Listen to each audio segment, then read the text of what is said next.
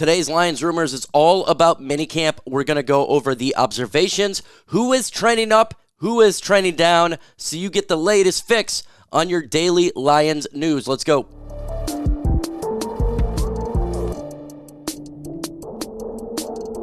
Make sure to sub so you don't miss out on the latest Lions news and rumors. All you got to do is hit that big old red subscribe button. Easy to do so.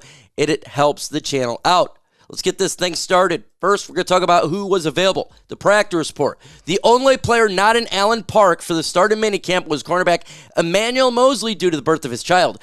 Everyone else around, but some of the bigger names not taking part in practice includes Taylor Decker, running back Jahmyr Gibbs, defensive lineman DJ Reed, cornerback Terrion Arnold, safety Kirby Joseph, and outside linebacker Marcus Davenport, and cornerback Brian Branch.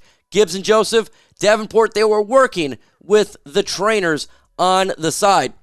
So it is good to see that there's no one really missing camp due to anything serious, unlike other teams. Now let's get into what was fun. A lot of defensive day for the Detroit Lions, and that is good to hear because that's our question mark. The team went through a lot of situational drills on Tuesday in the first part of mandatory minicamp practice. This heavy red zone day. I thought the defense, they had a heck of practice and won the day. The defense got hands on the football and generated turnovers. Second-year linebacker Jack Campbell had 2 interceptions off of Jared Goff, 1 tipped. Safety Brandon Joseph had a red zone pick off of Goff. Quarterback Khalil Dorsey had a pick 6. Backup quarterback Hendon Hooker. How much playing time does defense Lions need to continue to get this thing growing? Well, right now it's going pretty good, and we already know that the Lions offense is absolutely ridiculous. We do. And when I see what has taken place right now, at least for that portion segment of minicamp, defense won the day. Jared Goff trending down, throwing interceptions. Ultimately, it was 4 through the day for him. Hendon Hooker didn't have a great day either. Sudfeld had a little bit of a better day. Defense making the plays. Keep an eye on Brandon Joseph, that name. He is really starting to improve himself. Hearing a lot of love for him. But defense wins the day. Corners did a good job. Not the starters, but these are the backups. But still, that's a positive. But Goff had 4 turnovers.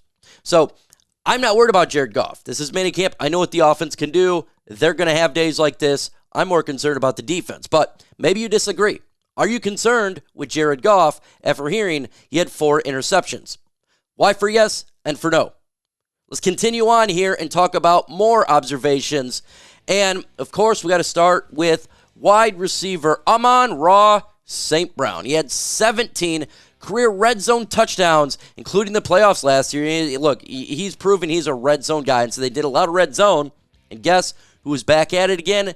St. Brown. He was on display Tuesday, back-to-back touchdowns, grabs in team red zone periods. The first, he saw a softball in the defense in the middle of the sat down between the defenders. Goff found him. Easy to score. The second was a boot play where he juked defenders in the line of scrimmage and beat him to the pylon for an easy pitch catch for Jared Goff. Easy does it for Mr. St. Brown. And he is in form. That's what I know about this. St. Brown's in form. I was hearing a podcast, I forget what it was, and a guy said he didn't even have St. Brown is the 15th best wide receiver in the NFL. Ludicrous. St. Brown continues to be the staple for this offense. The guy is he practices like no other. He does kind of give you a feel of a guy who practices so dang much that what's elevating his game beyond belief, kind of like a Jerry Rice, right? He wasn't the most athletic person or anything, but he practiced so well, and it just made him so good. That's St. Brown. The guy is outstanding, and you got to love it. Let's continue on here with some more observations with these quarterbacks here. The quarterbacks for the 7-on-7 drills, that's the biggest part right here. Jared Goff was 3 for 8 with 2 touchdown passes to wide receiver Khalif Raymond. That's good. Raymond's battling for that number 3 spot. It's good to see Raymond in form as well. So they went 0-4 in the last rep with the first-team offense, threw an interception to Campbell, baited him into it. It was a fine play and a second-year linebacker. Hendon Hooker was 4 for 8, with touchdown passes to Raymond, running back Sion Vaki, wide receiver Maurice Morris, and Donovan Peoples-Jones. Linebacker Malcolm Robry has dropped an interception. Overall, Hooker tended to hold on the football a little bit too long in the red zone, earned an ire of head coach Dan Campbell taking a sack instead of throwing the ball away. Nate Sudfeld 5 for 8, 2 touchdown passes to wide receiver Caden Davis. One of the wide receivers, Isaiah Williams. Don't be surprised the battle of the backup quarterback job is to training camp tighter than people think. That was a shock to me to hear, tighter than people think. When I look at what took place here, a lot of things that are good and bad. First off, the battle between wide receiver Donovan Peoples-Jones, Khalif Raymond rages on. From what I've seen so far, right now I would give the edge to Khalif Raymond. He is trending up. Even though Donovan Peoples-Jones is still trending up, it's just Khalif was a little bit better. Hendon Hooker, he's got to get better by throwing the ball early. Do not hold on to the football. That was Justin Fields' biggest issue in Chicago. You got to know when to throw the football. Don't take the sack, any of that. Sion Vaki is going to be a stud for this Lions offense, and that's what we're going to talk about here in a moment, because I really wanted to a segment on him, because I'm liking what I'm seeing for sure. Lions offense looking good. Even like it's Caden Davis and Isaiah Williams, they're fighting. So there is good competition at that wide receiver position for that final spot. Hard to tell who's got it right now. I would go with Isaiah Williams. That's right now. Question for you. Are you concerned about Hendon Hooker? Why for yes and for no? Let me know your thoughts in the comments below. Let's continue on here. And we're going to be talking about the man of the hour right now, Brandon Joseph. Because when you have your starters go down, your backups have opportunity to show out. And that's what happened there. Brandon Joseph got in some first-team reps. And he made terrific plays with the interception of Jared Goff in the red zone. There has been a noticeable growth from him last year, Campbell said on Brandon Joseph on Tuesday.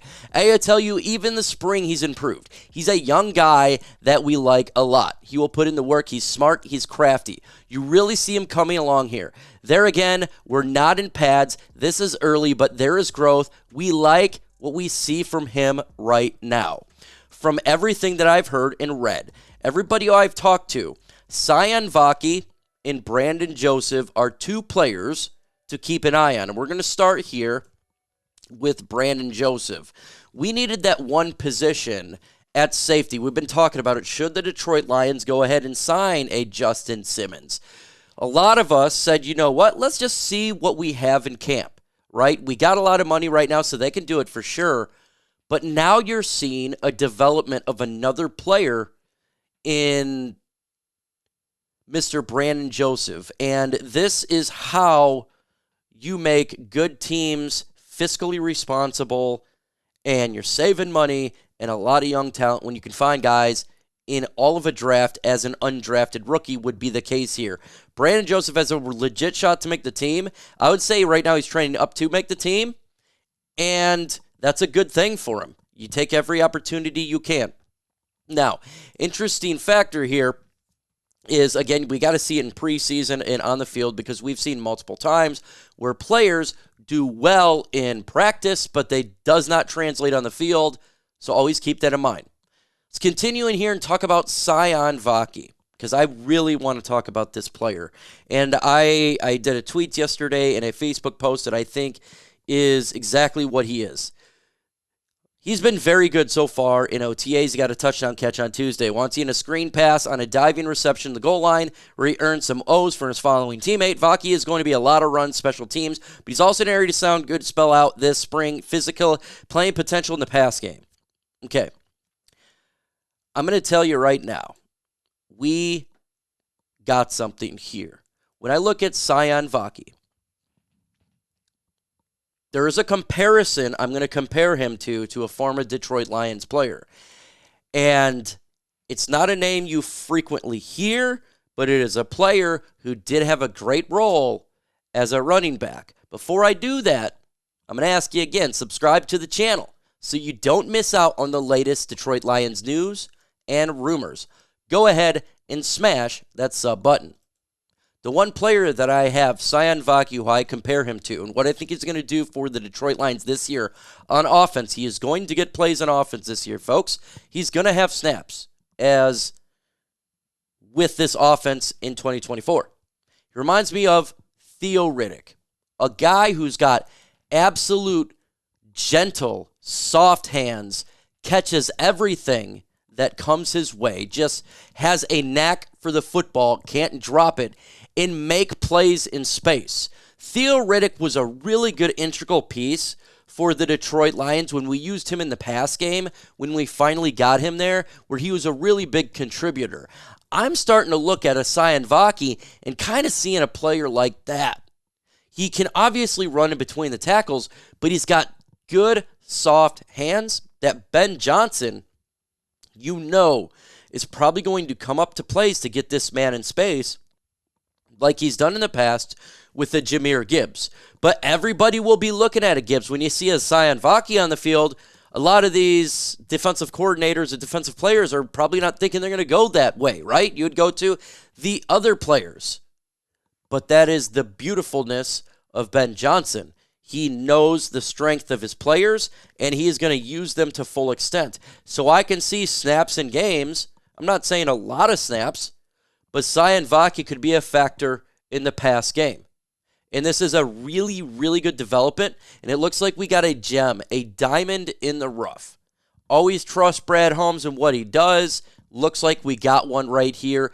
Another pick that is later in a draft that's going to be a contributor to our beloved Detroit Lions. In the upcoming videos, we're going to be dropping videos every day. We're going to keep you updated on the Lions minicamp and keep dropping the news so you can see what's going on.